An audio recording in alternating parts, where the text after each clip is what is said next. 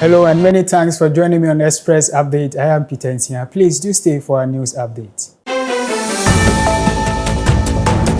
In our first story, finance expert and business consultant Stephen Kwashi has urged government to strike a balance between social interventions and production effort in order to strengthen the agriculture ministry and improve its performance. Speaking on the Cocoa Digest morning show during a discussion on the agriculture ministry's budget, Mr. Kwashi expressed disappointment in the ministry's current output, describing it as below expectation.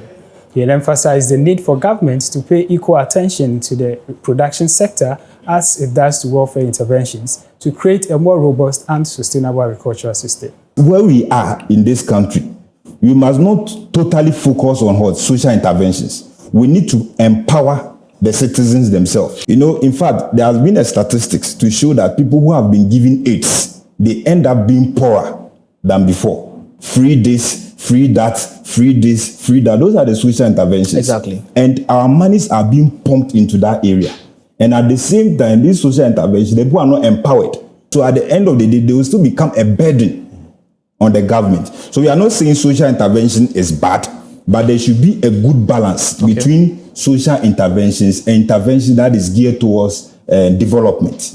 And that is why, and agriculture is a strong factor when it talks about economic development. He further emphasized the need for the ministry to go beyond merely outlining policies and plans. Agriculture policy, I get frightened when I hear about the policies, because about the planting for food and jobs. Yeah. That policy, when I heard of it, I said, oh, this is the policy that is going to change this country. Not only that, they said one district, one dam.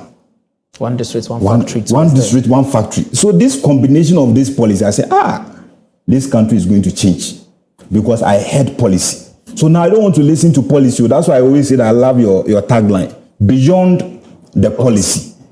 So the policies are good. Now we don't want to hear, after the lunch, we don't want to hear anything about I will. It should be about I have.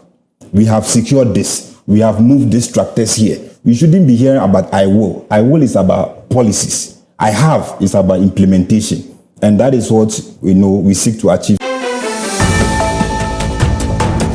Away from that story, Minister for Energy and Green Transition, John Jinapor, has expressed deep concern over the alarming rate of power theft in the northern region, particularly within the Greater Tamale metropolis. Speaking during the stakeholder engagement, the minister revealed that over 70% of residents in the area are reportedly engaged in illegal electricity connections, leading to significant financial losses for the Northern Electricity Distribution Company.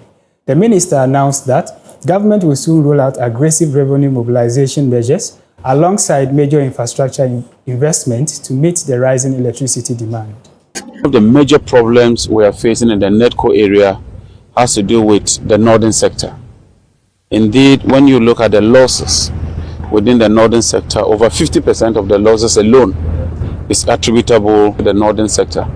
And within the northern sector, over 70% comes from Tamale.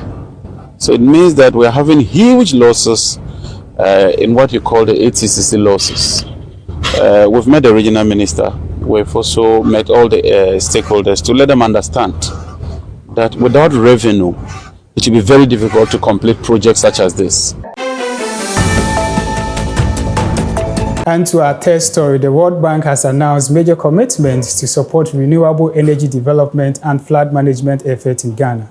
The bank's managing director and chief administrative officer, Mr. Wangai Zhang, made the announcement after touring several World Bank-funded projects in the country. His visit included Africa's largest single solar rooftop project in the Tema-Free Zone and inspections of drainage systems and disaster risk management initiatives along the Lower Odo Channel and Koligono. Mr. Zhang highlighted that these efforts align with Ghana's drive towards industrialization and sustainable energy solutions. In our last story, the Ministry of the Interior has officially declared Friday, April 18 and Monday, April 21, Good Friday and Easter Monday respectively as public holidays in Ghana. The announcement was made by the Minister of the Interior, Muntaka Mohammed Mubarak, in line with the Christian observance of Easter.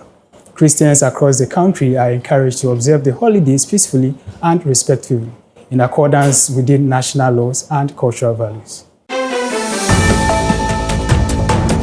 And And that's all I have for you on Express Updates. Thank you for staying with me. I am Peter Nsia. Do enjoy the rest of our programs.